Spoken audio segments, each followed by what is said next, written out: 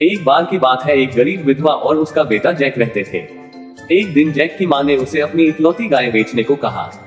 Jack बाजार गया और रास्ते में उसे एक आदमी मिला जो उसकी गाय खरीदना चाहता था। जैक ने पूछा, तुम मुझे मेरी गाय के बदले में क्या दोगे? उस आदमी ने उत्तर दिया, मैं तुम्हें 5 जादू की फलियां दूंगा। जैक ने जादू की फलियां ली और उस आदमी को गाय दे दी। लेकिन जब वह घर पहुंचा तो जैक की माँ बहुत गुस्से में थी।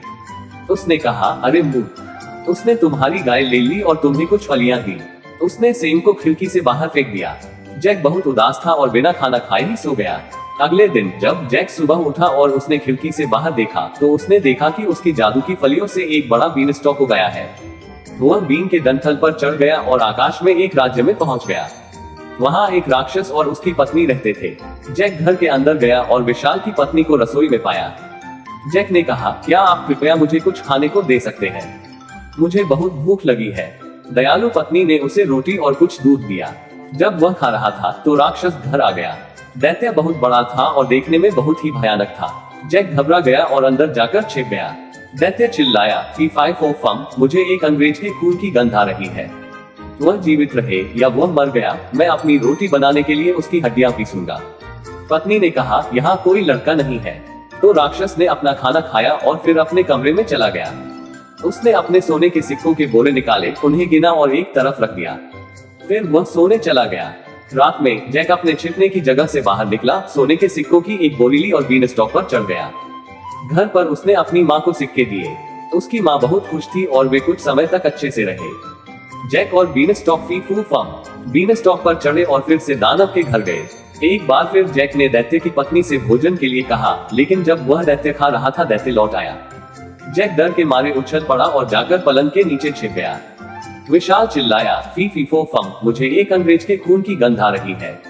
वह जीवित रहे या वह मर गया, मैं अपनी रोटी बनाने के लिए उसकी हड्डियां पीसूंगा। पत्नी ने कहा, यहाँ कोई लड़का नहीं है। विशाल ने खाना खाया और अपने कमरे में चला गया। वहाँ उन्होंने एक मुर्गी निकाली। वह चिल्लाया, लेटो, और मुर्गी ने सोने का अंडा दिया। जब विशाल सो गया तो जैक मुर्गी को ले गया और बीन स्टॉक पर चढ़ गया। जैक की माँ उससे बहुत खुश थी। कुछ दिनों के बाद जैक एक बार फिर सेम के डंठल पर चढ़ गया और दानव के महल में चला गया। तीसरी बार जैक दानव की पत्नी से मिला और कुछ खाने के लिए कहा। एक बार फिर दैत्य की पत्नी ने उसे रोटी और दूध दिया। लेकिन जब जैक खा रहा था, विशाल घर आया।